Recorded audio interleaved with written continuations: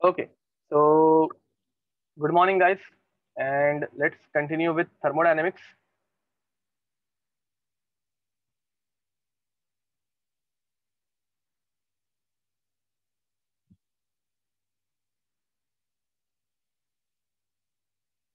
Yes, Manas, definitely you can do that. So let's continue with thermodynamics. Yes, Komal. So thermodynamics में we had started with thermochemistry. ठीक है, तो thermodynamics में we had started with thermochemistry. Akash, मैंने group पे एक APK file send की थी, उसमें से जूम की प्रीवियस फाइल डाउनलोड कर लेना. ठीक है, पहला जो था अपडेट के पहले वाला वर्जन वो डाउनलोड कर लेना, तो वीडियो दिख जाएगा. एक्चुअली अभी क्योंकि मुझे दिख रहा है, मैंने भी वो किया है. ठीक है, ओके. तो थर्मोकेमिस्ट्री हम लोगों ने स्टार्ट किया था. थर्मोकेमिस्ट्री में हम लोगों ने Hess law and Lavoisier's law, Lavoisier Laplace law, वो कर लिया था. ठीक है, आई गेस. और उसके बाद हम लोगों ने थर्मोकेमिकल इक्वेशन कैसे लिखते हैं और किरचॉफ लॉ, वहां तक देख लिया है.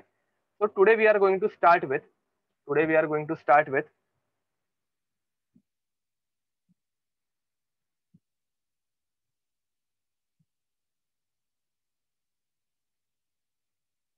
Different types of reactions and their enthalpies. ठीक है, तो अलग अलग टाइप के रिएक्शंस हम लोग देखने वाले हैं और उनकी एंथैल्पीज भी देखने वाले हैं. तो सबसे पहले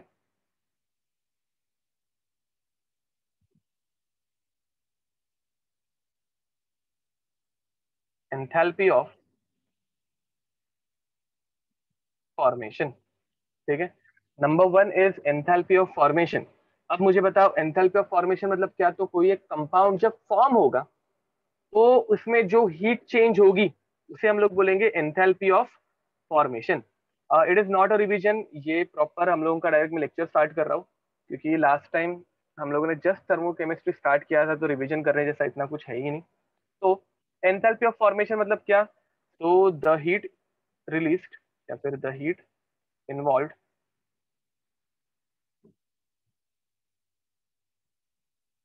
when 1 mole of a compound 1 mole of a compound is formed from its element. याद रखो, इस वर्ड में बहुत वजन है. एंथैल्पी ऑफ फॉर्मेशन में हम लोग क्या यूज करेंगे, तो हम लोग सिर्फ और सिर्फ एलिमेंट्स ही यूज करेंगे. Elements in their in their most stable isotopic form. ठीक है, तो अगेन एलिमेंट जो होगा वो मोस्ट स्टेबल फॉर्म में रहना चाहिए और प्योर फॉर्म में भी रहना चाहिए. तो ये दो वर्ड बहुत इंपॉर्टेंट है. एलिमेंट से बनेंगे और मोस्ट स्टेबल फॉर्म में ही बनेंगे. तो एंथैल्पी ऑफ फॉर्मेशन अगर तुम लोगों को उसकी रिएक्शन लिखनी है तो उसके लिए भी बहुत टैलेंट लगता है. ठीक है, तो देखो एंथैल्पी ऑफ फॉर्मेशन की रिएक्शन हम लोग कैसे लिख सकते हैं. फॉर एग्जाम्पल, अगर तुम लोगों को पूछा राइट डाउन, हम एक ऐसे क्वेश्चन के फॉर्म में लिख देते हैं. Question,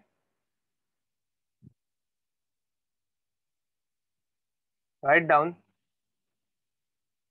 enthalpy of formation of following. ठीक है, मैं पहले तुम लोगों को 2-3 एग्जांपल्स कराऊंगा एंड उसके बाद तुम लोग खुद लिखना स्टार्ट करोगे.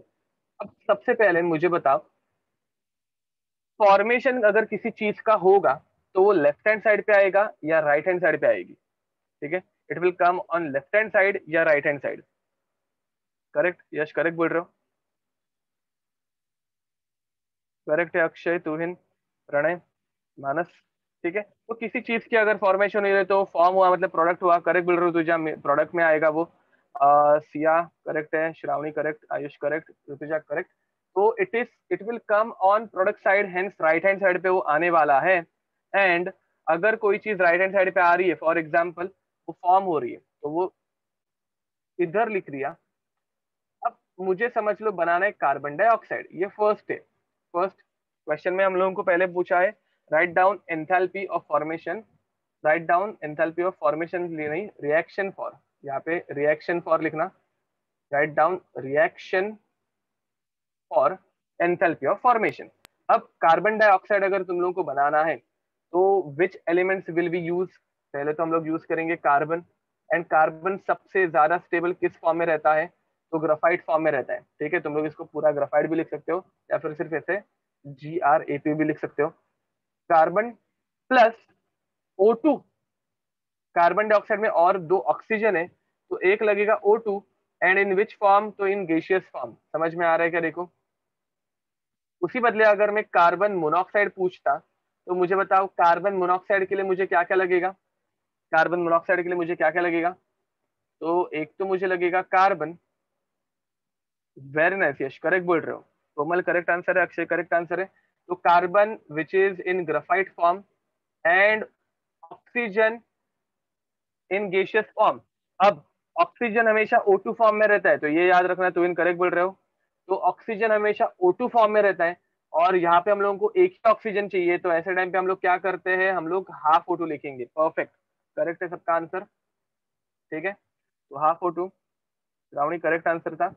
अब नेक्स्ट, अगर मैं बोलूं NaCl सॉलिड बनाना है, NaCl सॉलिड बनाना है तो कैसे करेंगे, तो NaCl सॉलिड बनाने के लिए पहले तो हम लोग यूज करेंगे Na in solid form, plus chlorine चाहिए, क्लोरीन गैसियस फॉर्म में रहता है, Cl2 रहता है, तो Cl2, बट Cl2 जो यूज होगा, अजिंक्य करेक्ट आंसर है, तो Cl2 जो यूज होगा वो कितना होगा, यश करेक्ट आंसर है, तुझा करेक्ट आंसर है, तो Cl2 कितना यूज होगा, कोमल करेक्ट आंसर है, हाफ Cl2 यूज होगा।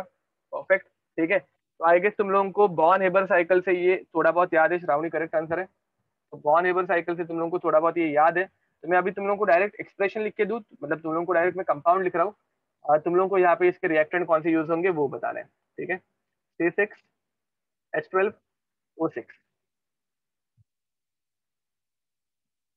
Next,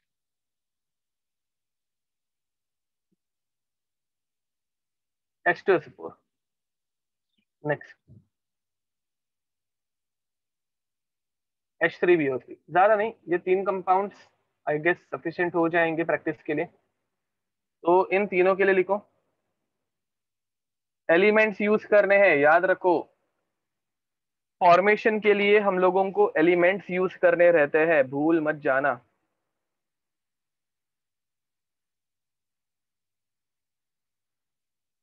very nice Krish, correct answer है।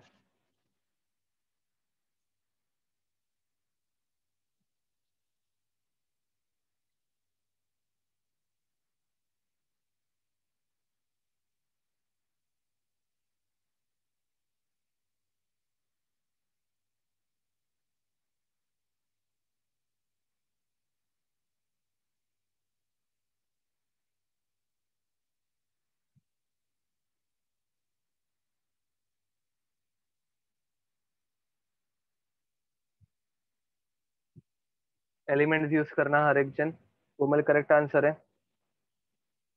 मानस, नहीं मानस आपने थोड़ी सी मिस्टेक की है, देख लो जरा अच्छे से। जैन करेक्ट आंसर है।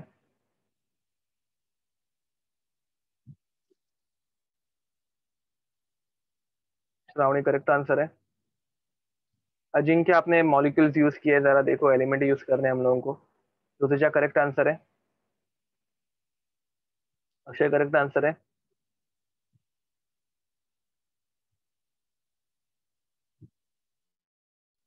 परफेक्ट, यश करेक्ट आंसर है। क्रिश आप सल्फर को हाफ से क्यों डिवाइड कर रहे हो, रिक्वायर्ड नहीं है देखो।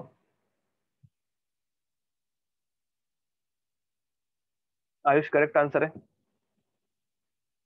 चलो तो देखते हैं, फर्स्ट वाले के आंसर देख लेते हैं। अब अगर फर्स्ट वाला देखोगे, कोमल करेक्ट आंसर है आपका, वेरी नाइस। तो अगर फर्स्ट वाला अगर देखोगे तो श्रावणी करेक्ट आंसर है। मैं भी आंसर दे रहा हूँ देखो। तो फर्स्ट वाले में कितने कार्बन है, 6। हम लोगों को एलिमेंट्स ही यूज करने हैं, ये मत भूलना सबसे पहली बात। ठीक है, Rutuja all answers are correct. तो फर्स्ट वाले में तुम लोग 6 यूज करोगे कार्बन, इन विच फॉर्म, तो इन ग्राफाइट फॉर्म। प्लस तुम लोग यूज करोगे हाइड्रोजन, और हाइड्रोजन कौन से फॉर्म में रहता है? H2 गैस में। कितने हाइड्रोजन है? 12। H2 में 2 हाइड्रोजन, तो तुम लोगों को 6 H2 लगेंगे, प्लस 6 ऑक्सीजन भी रिक्वायर्ड है, तो O2 कौन से फॉर्म में? गैसियस फॉर्म में। कितने रिक्वायर्ड है? तो 3 रिक्वायर्ड है। ठीक है, तो बहुत सारे लोगों ने ये एक्सप्रेशन में मॉलिक्यूल्स ऐड कर दिए हैं, H2O का यूज किया था, कार्बन डाइऑक्साइड का यूज किया था, तो प्लीज अच्छे से याद रखना, और ये बहुत इंपॉर्टेंट है। We have to use pure and elemental form, most stable form use करना है हम लोगों को। ठीक है, अब यहाँ पे H2SO4 में H2 गैस डायरेक्ट यूज करोगे, प्लस सल्फर सॉलिड में रहता है, इतना याद रखो, sulphur is present in solid form, तो यहाँ पे सल्फर सॉलिड में यूज करेंगे, एंड ऑक्सीजन, तो यहाँ पे 2O2 गैस फॉर्म में यूज होगा, एज सिंपल एज दैट। ठीक है, करेक्ट आंसर था Arya, very nice. Shravani correct answer है, गुड। तो अब H3BO4, H3BO4, हाँ अजिंक्य आ रहा हूँ मैं, उस पॉइंट पे ही आ रहा हूँ, वेरी नाइस, आपने पकड़ लिया उसको। तो अब H3BO4 के BO3 के केस में हम लोगों को हाइड्रोजन के लिए H2 यूज करना पड़ेगा इन गैसियस फॉर्म, यहाँ पे 3 है, यहाँ पे 2 है, तो we will use 3/2, plus boron के लिए हम लोगों को बोरॉन यूज करना पड़ेगा सॉलिड फॉर्म में, प्लस O3 के लिए हम लोग यूज करेंगे 3/2 O2 गैस। ठीक है, अब याद रखो, in formation enthalpy, in formation enthalpy S8P4, और ऐसे कुछ मॉलिक्यूल है क्या? नहीं है, S8P4 is not use, is not use. ठीक है, ये हम लोगों को किसने बोला? IUPAC ने बोला। ठीक है, हाँ ये नोट करके लिख देना, नोट है ये। ठीक है,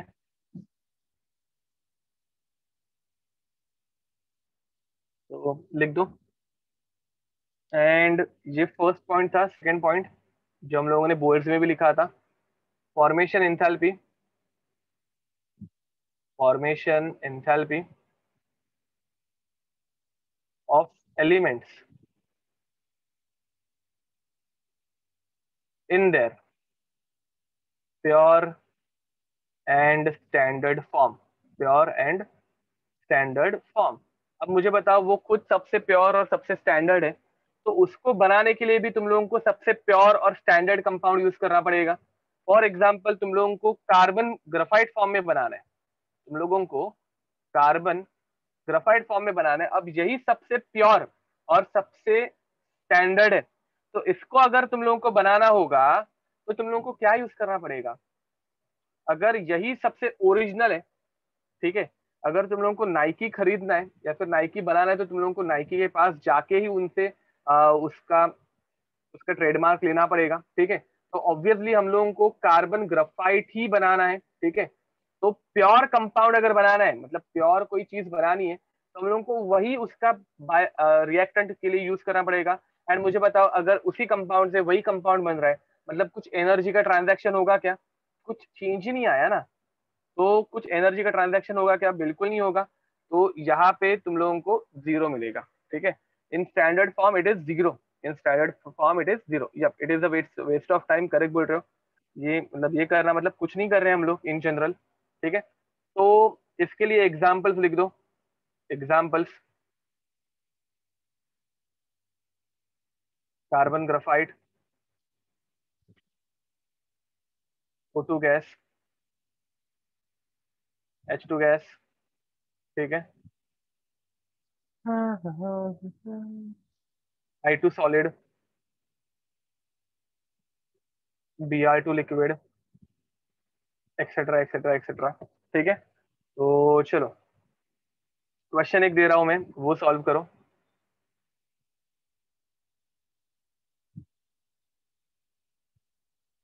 which of the following is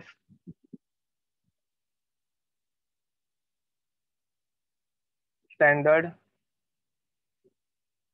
formation reaction? ठीक है, ऑप्शन ए हाफ H2 मैंने तुम लोगों को पहले से हिंट लिख के दे दी है, तो मैं एक्सपेक्ट कर रहा हूँ कि तुम लोग आंसर करेक्ट दे दोगे। देखते हैं। Giving you H gas.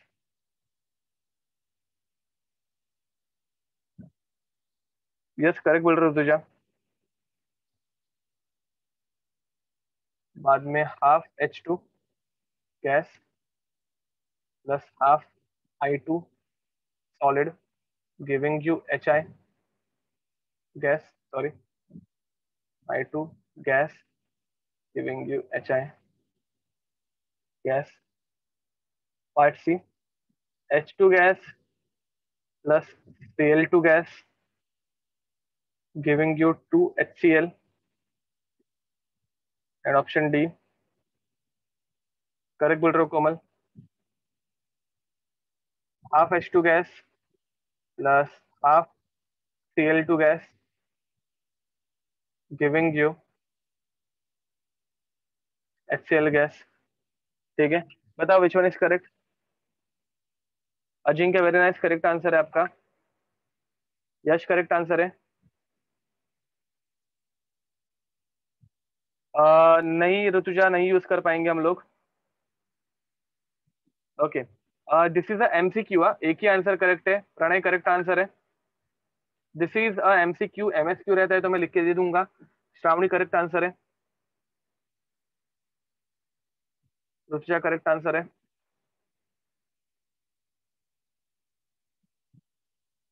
Niharika correct answer है।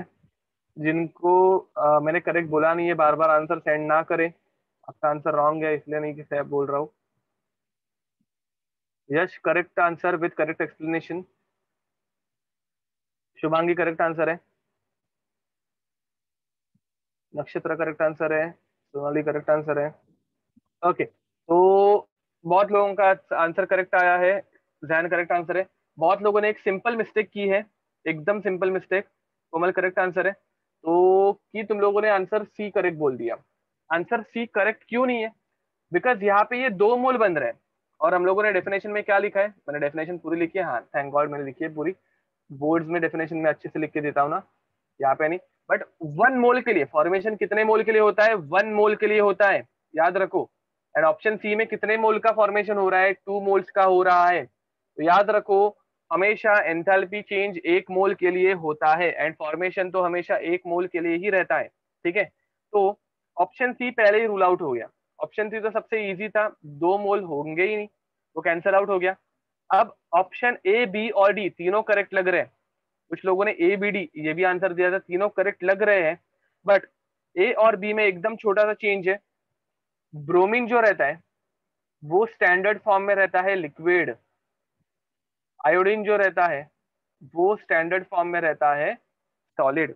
एंड मैंने तुम लोगों को ये यहाँ पे जानबूझ के ऐड करके दे दिया था, ठीक है, सो दैट तुम लोगों को ये क्वेश्चन समझ में आ। हाँ, मैं एक्चुअली बी सही लिख दिया था मैंने गलती से, एंड बाद में मैंने उसको वापस गलत किया था। करेक्ट बोल रहे हो, बी में सही लिख रहा था। ओके, तो चलो, आई गेस ये इतनी प्रैक्टिस रिएक्शंस को लिखने के लिए सफिशिएंट है। Now will move towards its application. Its application.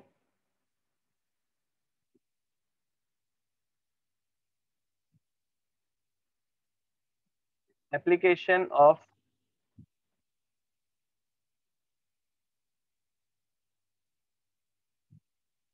Enthalpy of formation. Formation enthalpy. अच्छा आयुष, सॉरी मैंने आपका आंसर देखा नहीं होगा जेन्युइनली। दिखा नहीं होगा आपका आंसर फिर मुझे। एक्चुअली वो बहुत जन के आंसर आने लग जाते हैं, तो वो थोड़ा एक आध दूसरे का मिस हो जाता है। ओके, तो एंथैल्पी ऑफ फॉर्मेशन, या फिर आपने स्मॉल में आंसर दिया होगा। हाँ, आपने स्मॉल में आंसर दिया था, तो स्मॉल में डी बी दोनों ऑलमोस्ट सेम लगते हैं, तो इसकी वजह से प्रॉब्लम आई होगी। ओके, तो application of enthalpy of formation. अब एंथैल्पी ऑफ फॉर्मेशन के एप्लीकेशन क्या है? तो number 1 application, to calculate, to calculate enthalpy of reaction. अब ये तो एकदम सिंपल है, जो हम लोगों ने बोर्ड्स में भी बहुत बार किया था। ठीक है, मुझे बताओ एंथैल्पी ऑफ रिएक्शन, अगर मेरे पास कोई एक रिएक्शन है, आई गेस हम लोगों ने लास्ट लेक्चर में भी एंट्रोपी के लिए किया था।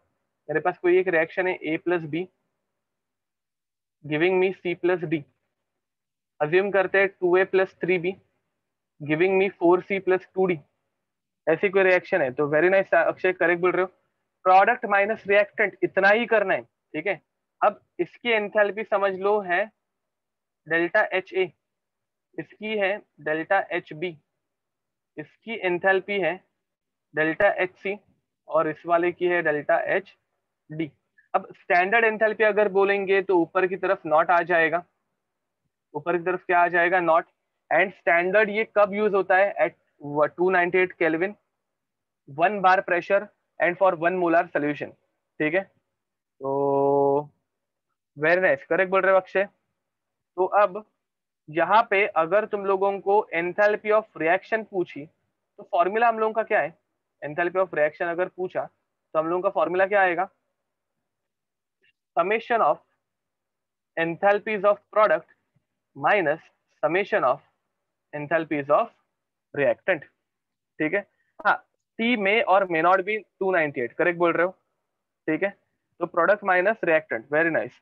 तो प्रोडक्ट माइनस रिएक्टेंट अगर हम लोग करने जाएंगे तो प्रोडक्ट सी और डी है, तो प्रोडक्ट का समेशन क्या हो जाएगा, delta H not C.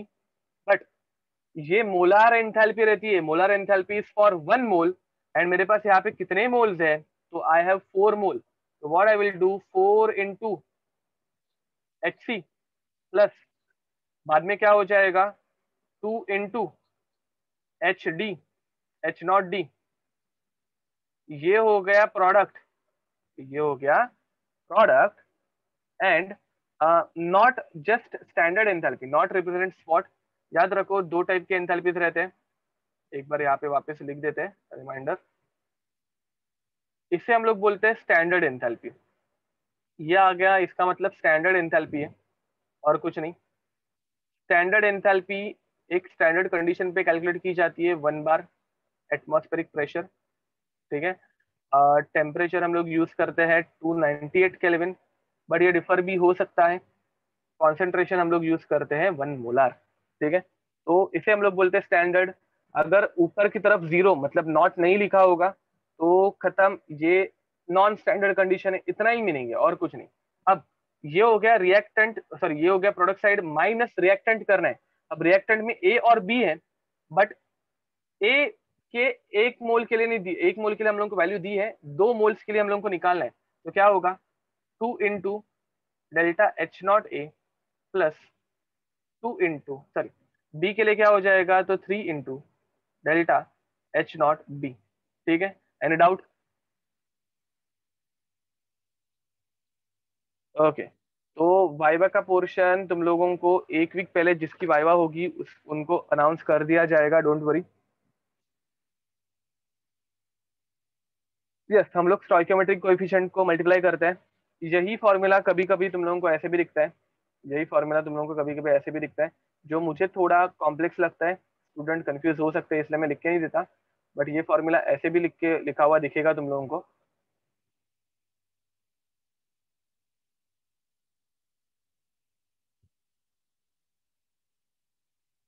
Summation of H P into V nu P plus summation of H R into nu R, ठीक है।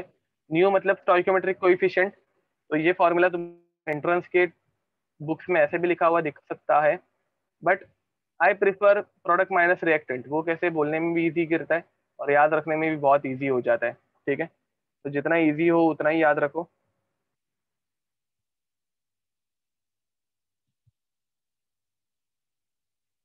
जब यहाँ पे बीच में प्लस ही आएगा ना, यहाँ पे बीच में प्लस आएगा, और स्टोइकियोमेट्रिक कोएफिशिएंट से हम लोग इसको मल्टीप्लाई करेंगे तो मल्टीप्लिकेशन आएगा, देखो स्टोइकियोमेट्रिक कोएफिशिएंट से मल्टीप्लिकेशन हो रहा है,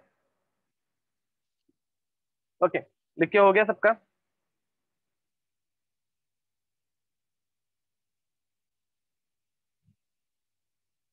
जब formation enthalpy of diamond is not zero, याद रखो formation enthalpy of diamond is not zero. एक क्वेश्चन ले लेते हैं, लेट्स टेक अ क्वेश्चन। तो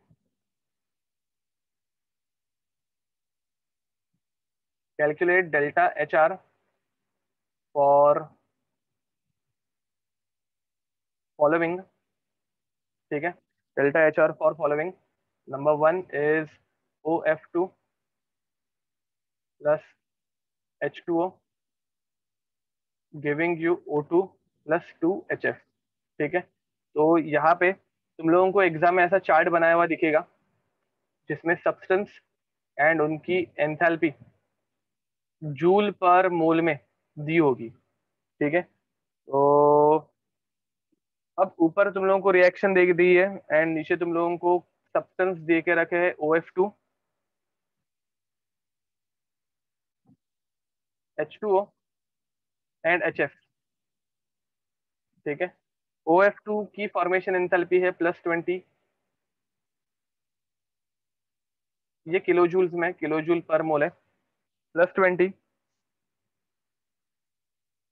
-250 -270। ठीक है, चलो करो। HR मतलब रिएक्शन है ये, सॉरी, पूरा लिखना चाहिए था एक्चुअली मुझे। This is reaction for reaction. अगर रिएक्टेंट रहता तो मैं कैपिटल R लिख देता। तो दिस इज रिएक्शन। जैन सोचो क्या होगा उसका, वो कुछ सोचो आप। ये बोर्ड्स में ऐसे टाइप के हम लोगों ने बहुत सारे क्वेश्चंस किए थे, अभी मैं ज्यादा क्वेश्चंस नहीं करूंगा। श्रावणी खुद सोचो। जैन करेक्ट आंसर है।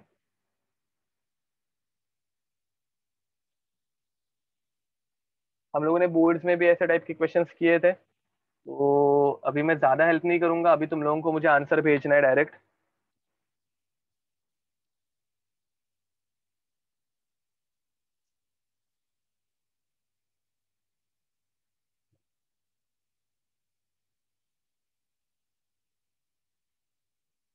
अजिंक्य करेक्ट आंसर है। यश आई गेस आपने साइन में कुछ मिस्टेक कर दिया, नक्षत्र करेक्ट आंसर है।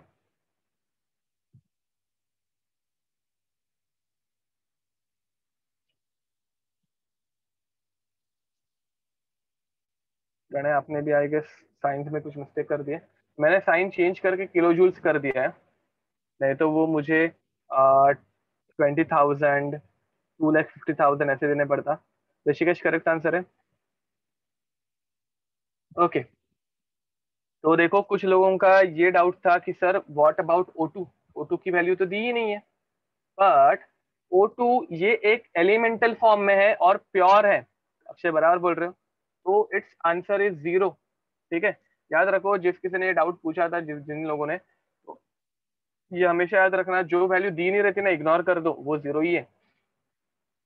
अब यहाँ पे क्या हो जाएगा, delta H of reaction is nothing but summation of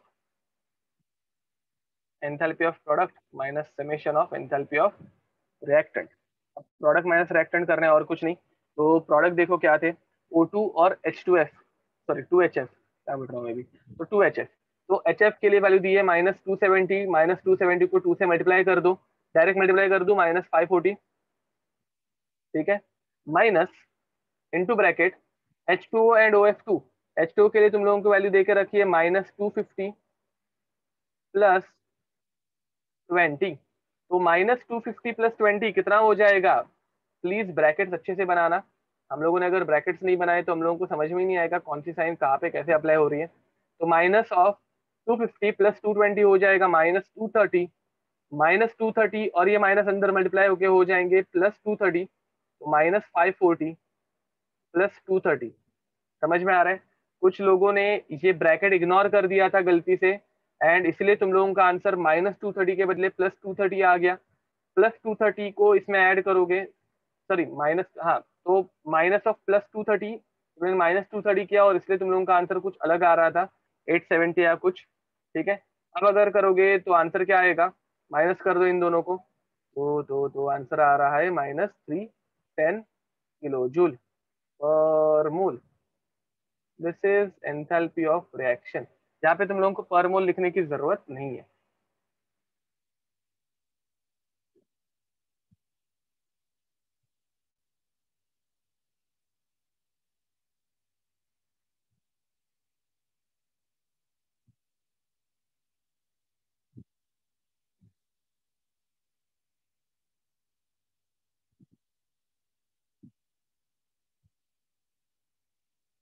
plus 250 कहाँ पे है, मतलब समझा नहीं मुझे। अक्षय मैंने यहाँ पे -250 लिख के दिया है।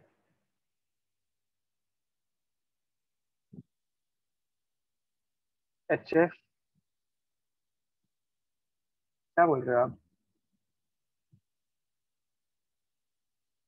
हाँ। ओ ओके ओके ओके, समझा आप क्या कहाँ पे कंफ्यूज हो गए थे, आपने वैल्यूज जो है वो उल्टा सुल्टा ले लिया, समझा समझा। हाँ, गॉट इट। ओके, याद रखो तुम लोगों को वैल्यूज जो है वो उल्टी सुल्टी वो जानबूझ के देते ही है, ठीक है। एंड हम लोगों को भी कभी कभी वैल्यूज पिक करते हुए मिस्टेक हो सकती है। ओके, तो कॉमन मिस्टेक है अक्षय, कोई प्रॉब्लम नहीं। तो चलो सेकंड और एक क्वेश्चन लेते हैं। Second question is CCl4 plus H2O giving you CO2 plus 4 HCl, ठीक है। सेम चार्ट बनने वाला है, सब्सटेंस एंड उसकी एंथैल्पी ऑफ फॉर्मेशन, ठीक है। तो enthalpy of formation for CCl4, H2O, CO2 and HCl. Now for CCl4 it is -25 kilojoule per mole. Okay, these are kilocalorie per mole. These are kilocalorie per mole. -25, -95, -70, -22.5। Correct बोल रहे हो Ajinkya. Second application वहां पे ही हम लोग आने वाले हैं, सेकंड एप्लीकेशन में वो एक्सप्लेन हो जाएगा। बट करेक्ट आंसर है आपका, ये बोर्ड्स में हम लोगों ने कवर किया था ना।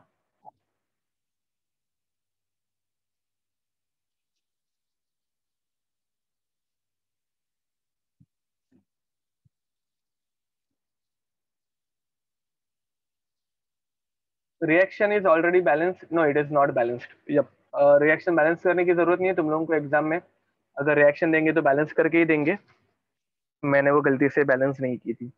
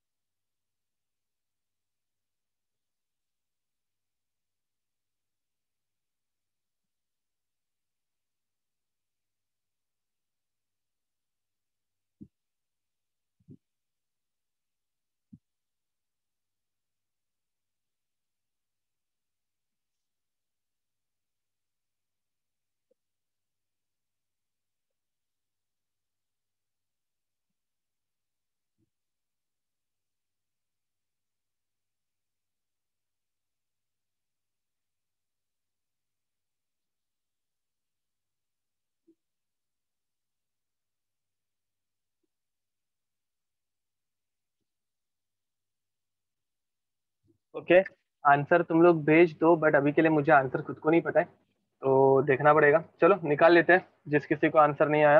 ओके, 55 किलो कैलोरी बहुत लोगों का कॉमन आंसर है, तो I think 55 kilo calorie might be the answer. देखते हैं। तो डेल्टा एच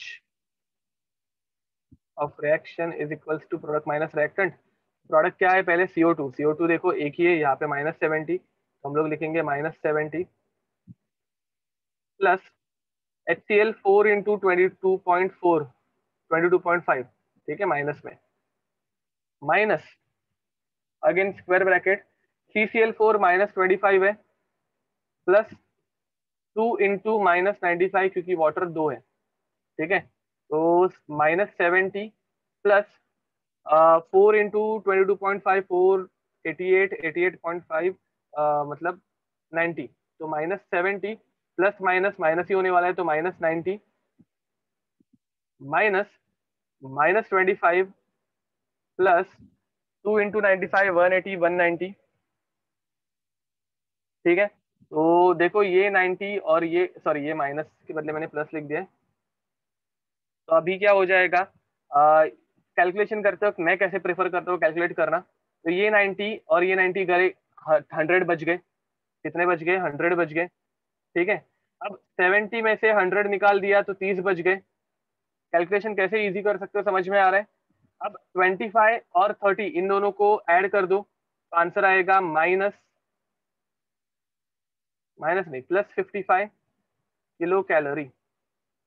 गाइस समझ में आ रहा है मैंने कैसे कैलकुलेशन किया।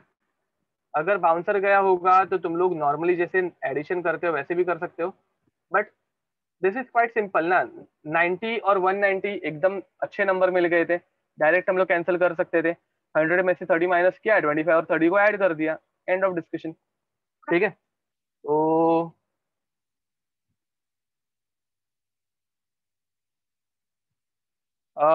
यस अक्षय, अगर तुम लोगों को सीवी दिया रहेगा तो हम लोग कर सकते हैं। सीवी अगर रिएक्शन की दी होगी तो you can do it.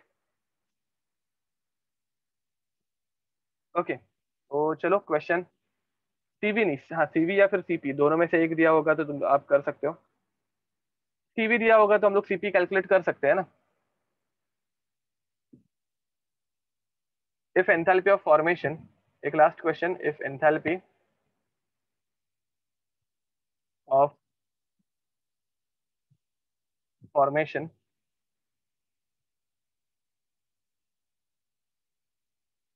Okay, यहाँ पे तुम लोग पर मोल लिख सकते हो। ठीक है, यहाँ पे तुम लोग पर मोल लिख सकते हो। एंथैल्पी ऑफ रिएक्शन का पर मोल मतलब क्या रहता है वो एक बार समझ लो। पर देखो, एंथैल्पी ऑफ रिएक्शन में अगर तुम लोग पर मोल लिख रहे हो ना, मतलब क्या, तो reactant should be in simplest ratio. Reactant and product should be in simplest ratio. अब इनका रेशियो क्या है? इनका रेशियो है 1:2, 2:1:4। अगर इसको 2 से मल्टीप्लाई कर दिया तो तुम लोग पर मोल नहीं लिख पाओगे। याद रखो, अगर तुम लोगों को ये रिएक्शन दी होती 2CCl4 + 4H2O giving you 2CO2 + 8H2O, sorry HCl, तो ऐसे टाइम पे all the reactants are not present in standard और एल्स सिंपलेस्ट रेशियो। अगर सिंपलेस्ट रेशियो में नहीं है तो वी कैनॉट राइट पर मोल। ठीक है, सिंपलेस्ट रेशियो में प्रेजेंट है तो रिएक्शन के एंथैल्पी के लिए भी वी कैन राइट पर मोल। चलो एक ये अच्छा क्वेश्चन है, ये जेई लेवल का क्वेश्चन है। Formation of benzoic acid, carbon dioxide gas and water liquid. ठीक है, बेंजोइक एसिड सॉलिड फॉर्म में है। ठीक है, ये सारा डेटा दिया है। आर -400, -380 एंड -280 किलो जूल पर mole. Then and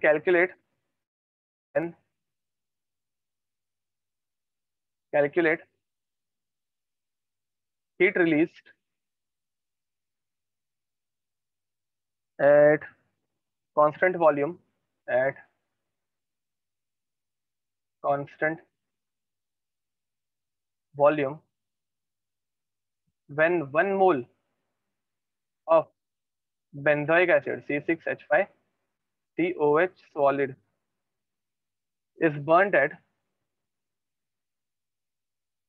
27 degree Celsius. अब देखो, टेम्परेचर तुम लोगों को देके रखा है, क्यों? बिकॉज तुम लोगों को बताने के लिए कि वाटर ये लिक्विड में रहेगा, गैस में नहीं चला जाएगा। ठीक है। अब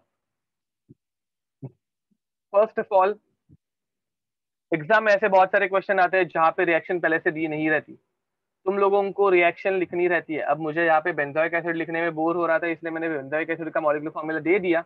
बट अगर वहां पे तुम लोगों को बेंजोइक एसिड का फॉर्मूला भी नहीं पता, कुछ रहते हैं ऐसे बच्चे जिनको पता नहीं रहता, ठीक है, तो क्वेश्चन छोड़ देने का, उस ऐसे टाइम पे हम लोग और कुछ नहीं कर सकते। बट अगर तुम लोगों को पता है तो तुम लोग रिएक्शन लिख सकते हो। This and am I audible guys? Am I audible? Okay, video भी दिख रहा है ना सबको? तो ठीक है, I guess it is from your side. जिसको नहीं सुनाई दे रहा आवाज, Shravani, I guess it is from your side. Okay, तो ये बेंजोइक एसिड है जो सॉलिड फॉर्म में है, और इसका हम लोग क्या करने वाले हैं, इसको हम लोग कंबस्ट करने वाले हैं। ठीक है, तो चलो कंबस्ट कर लेते हैं। तो कंबशन के लिए हम लोग क्या करते हैं, देखो, calculate the heat release at constant volume when 1 mole of this Burns, Burns मतलब क्या, तो कंबशन, एंड कंबशन के लिए हम लोग क्या ऐड करेंगे, O2 ऐड करेंगे, O2 गैस। एंड इसमें हम लोगों को क्या मिलता है, हम लोगों को मिलती है CO2 gas plus H2O gas. अब नेक्स्ट टॉपिक आता है, मतलब नेक्स्ट पॉइंट आता है कि इस रिएक्शन को बैलेंस करना है। अब रिएक्शन को बैलेंस करने के लिए ऑब्वियसली हम लोगों को भी करना है, तो अच्छे से करना, इसमें हम लोगों को, बच्चों को बहुत कंफ्यूजन होता है। तो देखो, 6 और 1 7 कार्बन है, तो 7 कार्बन है तो 7 कार्बन डाइऑक्साइड बनेंगे। 5 और 1 टोटल 6 हाइड्रोजन है, तो 3 H2O बनेंगे। अब टोटल ऑक्सीजन कितने रिक्वायर्ड थे, टोटल ऑक्सीजन 7 × 2 14, 14 + 3 17 ऑक्सीजन रिक्वायर्ड थे। 17 ऑक्सीजन में से 2 ऑक्सीजन मेरे पास पहले से थे, तो 2 ऑक्सीजन पहले से थे, तो ये माइनस कर दो, -2 ऑक्सीजन। कितने ऑक्सीजन रिक्वायर्ड है हम लोगों को, 15। तो यहाँ पे हम लोग क्या लिखेंगे, वेरी नाइस, सबने आंसर दे दिया है अब तक। तो यहाँ पे हम लोग लिख देंगे 15/2, 15/2 ऑक्सीजन। रिएक्शन बैलेंसिंग में अगर किसी को डाउट होगा प्लीज पूछ लो, रिएक्शन बैलेंसिंग अगर नहीं समझी होगी तो प्लीज पूछ लो। कंबशन रिएक्शन है, कंबशन रिएक्शन में हमेशा कार्बन डाइऑक्साइड प्लस वाटर ही मिलता है। Any doubt? ओके, तो चलो एक बार वापस देख लेते हैं। देखो, हम लोग तुम लोगों का अभी तक हाइड्रोकार्बन चैप्टर स्टार्ट नहीं हुआ, बट वहां पे भी तुम लोगों को सर पढ़ाएंगे C6H5COH। कोई भी ऑर्गेनिक कंपाउंड हो एंड उसको हम लोग जब जला रहे हैं ऑक्सीजन के प्रेजेंस में, हमेशा हमेशा वो बनाएगा कार्बन डाइऑक्साइड, हमेशा वो बनाएगा carbon dioxide gas plus water. ठीक है, वाटर किस में रहेगा, बट लिक्विड में आएगा। मैंने इसके पहले गैस लिखा था, बट वो लिक्विड में रहेगा। ठीक है, तो अब very nice Ajinkya, correct answer है, बट एक, अजिंक्य नहीं सॉरी, तुहिन, करेक्ट आंसर है। बट एक छोटा सा प्रॉब्लम है, वो क्या है वो बता दूंगा आपको, बट करेक्ट आंसर है तुहिन आपका। अब वो यहाँ पे कार्बन कितने हैं, तो कार्बन 6 + 1 7 है, तो 7 कार्बन। हाइड्रोजन कितने, 5 + 1 6, तो 3 वाटर। ठीक है, अब करेक्ट बोल रहे हो अक्षय, यश करेक्ट आंसर है आपका भी, प्रणय करेक्ट आंसर है, बट एक छोटी सी प्रॉब्लम है, देखते हैं क्या है। हाँ वेरी नाइस, अक्षय करेक्ट बोल रहे हो। हाँ, बेंजोइक एसिड सॉलिड फॉर्म में रहता है। अब यहाँ पे बैलेंसिंग के लिए ये इतना तो हो गया। अब ऑक्सीजन का नंबर देखो, मेरे पास पहले से 2 ऑक्सीजन थे, मुझे और कितने ऑक्सीजन रिक्वायर्ड है, 7 × 2 14 एंड 3 × 1 3, तो 14 + 3 17 ऑक्सीजन, जिसमें से 2 मेरे पास पहले से, तो आई रिक्वायर 15 मोर ऑक्सीजन, तो 15 और ऑक्सीजन चाहिए, तो मैं यूज करूंगा 15/2, ये 2 कैंसिल, तो 15 ऑक्सीजन आ गए। अब हम लोगों को डेल्टा एच ऑफ रिएक्शन निकालना था। डेल्टा एच ऑफ रिएक्शन अगर हम लोगों को निकालना है तो क्या करेंगे, 7 × enthalpy of formation of CO2 plus 3 × enthalpy of formation of water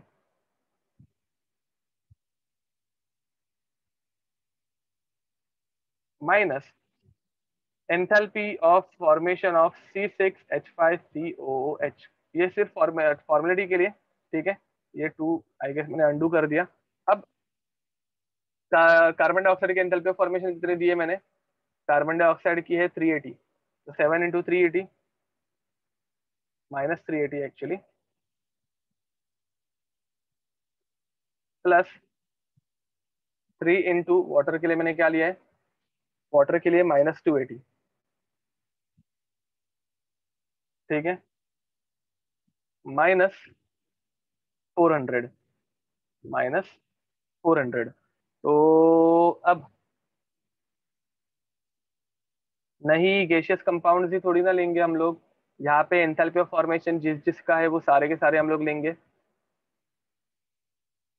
okay, तो याद रखो, जिस जिस चीजों का हम लोग को फॉर्मेशन देके रखा है उन सबको हम लोग यहाँ पे कंसिडर करने वाले हैं। ठीक है, सिर्फ एलिमेंट्स को छोड़ के, क्योंकि एलिमेंट्स के लिए ये वैल्यू हो जाती है 0। अब इसका आंसर पहले वाले का, ये 0, 7 8 56 if I am not wrong, तो 6 5 कैरी फॉरवर्ड हो गया, एंड ये हो जाएगा 6 2। ठीक है, तो -2 6 दिस, -380, तो 0 4 2 कैरी फॉरवर्ड हो गया, तो 840। -400 माइनस, ए माइनस माइनस है ना, ये भी माइनस ही है, तो माइनस माइनस प्लस हो जाएगा। अब देखो मैं क्या करूंगा, 400 को डायरेक्ट पहले इसमें से माइनस कर दो, 450 बच गया, एंड फिर इसमें ऐड कर दो, इजीली एडिशन हो जाएगी। 0 0, 1 कैरी फॉरवर्ड हो गया, 1 and 3, -330 kilo joule is the enthalpy of reaction, is the enthalpy of reaction. Any doubt guys? मुझे डाउट है किसी को पूछो, या फिर किसी को ये आंसर रॉन्ग लग रहा है? मुझे ये आंसर बहुत रॉन्ग लग रहा है। Definitely this answer is wrong. किसी को कुछ ऐड कर रहे हैं? हाँ, तो ये आंसर रॉन्ग क्यों है बताओ, why this answer is wrong?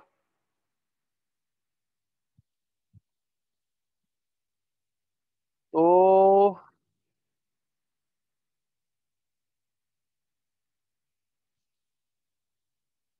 तुम लोग क्या बोल रहे हो, 6200 कैसे आ रहा है पर मोल? ना, this is for per mole, this is for 1 mole. See, this is the simplest equation ना, 1:7.5:7:3, मतलब ये 1 मोल के लिए ही है, कंबशन 1 मोल का ही हम लोगों को देखना है, तो दिस इज करेक्ट। इसमें प्रॉब्लम क्या है? इसमें प्रॉब्लम क्या है? हाँ, करेक्ट बोल रहे हो मानस। तो तुम लोगों ने जो कैलकुलेट किया है ना, वो हीट एट कांस्टेंट प्रेशर है। देखो, ये बहुत इंपॉर्टेंट है, ये बहुत इंपॉर्टेंट है कि तुम लोगों को ये याद रहे, delta H is heat at constant pressure. Please ये मत भूलना, बहुत बार हम लोगों ने दिखा है। हम लोगों को पूछा क्या है, हम लोगों को हीट एट कांस्टेंट वॉल्यूम पूछा है, which is nothing but Q V. Guys कुछ दिमाग में घुसा? अब मुझे बताओ, डेल्टा एच को डेल्टा यू में कैसे कन्वर्ट करोगे? Delta H is equals to delta U plus delta N G R T, याद है? हम लोगों ने गामा से मल्टीप्लाई करने की जरूरत नहीं है, गामा हम लोगों को दिया ही नहीं है, बेंजोइक एसिड का गामा कैसे निकालोगे? ठीक है, पूरी रिएक्शन है ना वो, तो रिएक्शन के लिए हम लोगों को गामा नहीं यूज करने मिलेगा। अब हम लोग क्या यूज करेंगे, तो मैंने तुम लोगों को एंथैल्पी के टाइम पे केमिकल रिएक्शंस की एंथैल्पी कैसे निकालते हैं, इसमें ये फॉर्मूला डिराइव करके दिया था, चेक कर लेना। अभी वापस हम लोग फॉर्मूला डिराइव नहीं करेंगे, बहुत कम टाइम है, but still. Delta U is equals to delta H minus delta N G R T, ठीक है? तो डेल्टा एच की वैल्यू आ गई है हम लोगों को 3100 मल्टीप्लाइड बाई 1000, क्योंकि जूल्स में कन्वर्ट करना पड़ेगा, आर की वैल्यू हम लोग जूल्स में लेने वाले हैं, इनटू एनजी। डेल्टा एनजी की वैल्यू निकालो यहाँ पे, डेल्टा एनजी, डेल्टा एनजी की वैल्यू कितनी आएगी, प्रोडक्ट माइनस रिएक्टेंट, 7 - 7.5, 7 - 7.5 -0.5 आएगा, देख लो, -0.5। ओके, ये माइनस में आंसर था, -0.5 इंटू आर की वैल्यू हम लोग लेंगे 25/3 इंटू 300, ये गया, ये हो गया 100, ठीक है? तो 100 से इसको मल्टीप्लाई करेंगे तो 50, 50 को 25 से मल्टीप्लाई करेंगे तो 1250 -1250, और ये माइनस माइनस हो जाएगा प्लस। देखो समझ में आ रहा है क्या सबको? अब इसको मैं सिंप्लिसिटी के लिए ऐसे ही लिख देता हूँ, इतना बड़ा कैलकुलेशन कौन करेगा ना, +1.25, और ये आंसर आ जाएगा किलो जूल्स में। आई गेस अभी तुम लोग इसको कर पाओगे, 1309.875, if I am not wrong, kilo joule, it is the answer. देख लो, ये कैसा है, समझ में आ रहा है? ये कैसा है, समझ में आ रहा है क्या? हाँ, यहाँ पे हम लोग सिर्फ और सिर्फ गैसियस मोल लेंगे, याद रखो, delta N G, delta N निकालते वक्त हमेशा number of moles of gases ही काउंट किए जाते हैं, delta N G, always delta N G, ठीक है? लिख दो ये क्वेश्चन, बहुत सारे लोगों ने आंसर दिया था, बट कुछ लोगों को थोड़ी तकलीफ हुई, ऑब्वियस है। और हाँ, क्यूवी तो कोई फाइंड आउट नहीं कर पाया था, क्यूवी कोई भी फाइंड आउट नहीं कर पाया था। और ऑलवेज दिस इज ऑलवेज पर मोल, दिस इज ऑलवेज पर मोल। रिएक्शन के एंथैल्पी में तुम लोग पर मोल यूज करो मत करो, बोथ आर सेम, ठीक है? रिएक्शन के एंथैल्पी में तुम लोग पर मोल यूज करो मत करो, कुछ फर्क नहीं पड़ता। Don't get confused guys, this was not advance level, this is JEE mains level. JEE mains में तुम लोगों को इस टाइप के क्वेश्चन आते हैं। गाइस देखो, कैलकुलेशन कुछ भी नहीं था, इसमें कुछ कैलकुलेशन नाम की चीज ही नहीं थी। एडवांस लेवल पे कैलकुलेशंस बहुत डिफिकल्ट रहते हैं और कुछ नहीं। Then this is the simplest, simplest ratio हम लोग नहीं बोल सकते, बट एक मोल, एक मोल का बर्निंग हो रहा है ना, देखो बर्निंग जो हो रही है वो एक मोल के लिए हो रही है, 1 मोल। तो 1 मोल के लिए जो होगा उसे हम लोग पर मोल ही बोलेंगे ना। 1 मोल के लिए जो होगा उसे हम लोग पर मोल ही बोलेंगे। एक मोल कंबस्ट हो रहा है तभी वो उतनी हीट दे रहा है, रिलीज कर रहा है।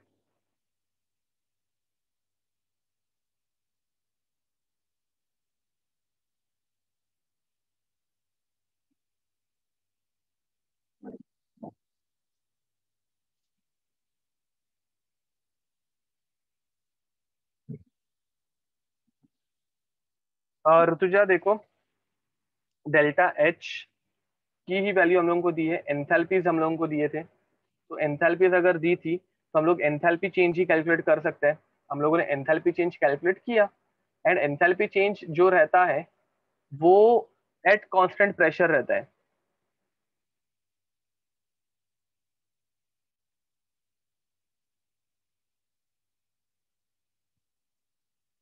श्योर आयुष, करेंगे डेफिनेटली।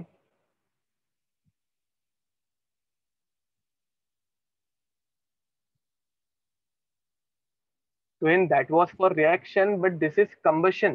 कंबशन एक मोल के लिए हम लोग काउंट करेंगे।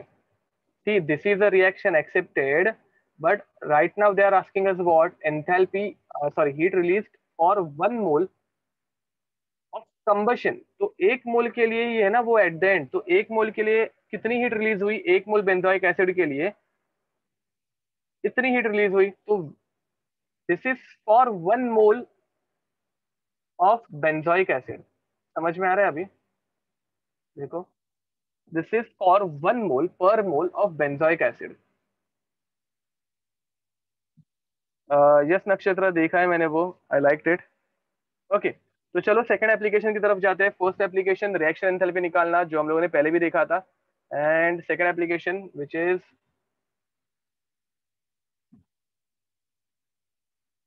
स्टेबिलिटी ऑफ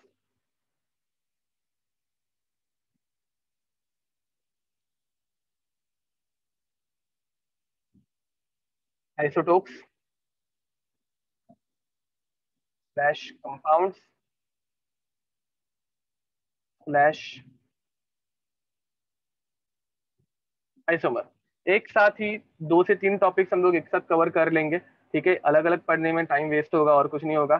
तो मुझे बताओ, अगर कोई चीज फॉर्म हो रही है, अगर कोई चीज फॉर्म हो रही है एंड वो बहुत ज्यादा हीट रिलीज कर रही है, अगर कोई चीज फॉर्म हो रही है and it is releasing too much of heat, if it is releasing too much of heat, तो उसका मतलब क्या है? It is negative, very nice. अब फॉर्मेशन एंथैल्पी अगर बहुत ज्यादा नेगेटिव है, अगर फॉर्मेशन एंथैल्पी बहुत ज्यादा नेगेटिव है, स्पॉन्टेनियस भी बोल सकते हो, करेक्ट बोल रहे हो, तो इनकरेक्ट आंसर है आपका भी। तो अब मुझे बताओ, अगर मैं बहुत ज्यादा एनर्जी रिलीज कर रहा हूं, मैं फॉर्म हो रहा हूँ और फॉर्म होते होते मैंने बहुत ज्यादा एनर्जी रिलीज कर दी, तो मेरी स्टेबिलिटी बढ़ेगी या कम होगी? मेरी स्टेबिलिटी बढ़ेगी या कम होगी? Potential energy very low, correct बोल रहे हो। तो स्टेबिलिटी के बारे में क्या बोलोगे? स्टेबिलिटी बहुत ज्यादा हो जाएगी, वेरी नाइस, स्टेबिलिटी बहुत ज्यादा हो जाएगी। तो हम लोग ऐसे क्या बोल सकते हैं? Higher the negative, high value of negative formation enthalpy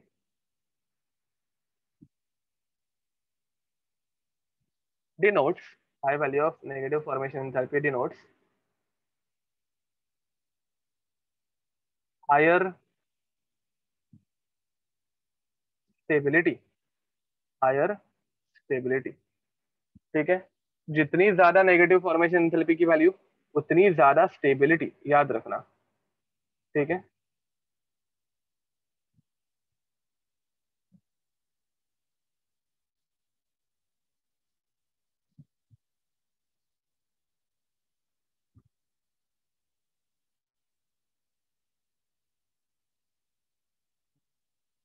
okay, just a minute guys.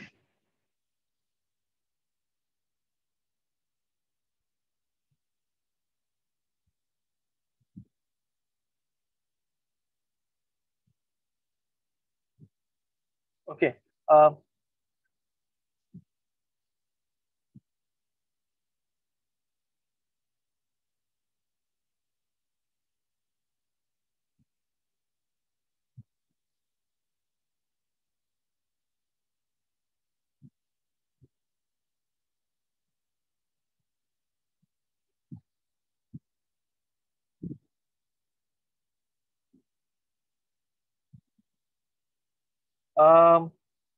Guys एक छोटा सा काम आ गया है, will it be okay if we stop over here?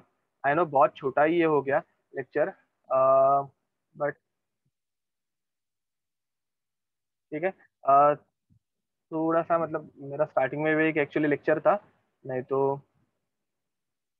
Okay. तो चलो हम लोग कल कंटिन्यू करेंगे, एंड कल अगर लेक्चर एक्सटेंड होने वाला रहेगा, मतलब ज़्यादा अगर मुझे सिलेबस कवर करना है, तो हम लोग इसको दो पार्ट्स में करेंगे, एक 2 घंटे का लेक्चर और उसके बाद 1.5 घंटे का लेक्चर। ठीक है, वैसे कुछ कर लेंगे। चलो see you next time, bye bye and God bless you. JPG file आपको मिल जाएगी, don't worry about that. Bye bye sir. Bye guys.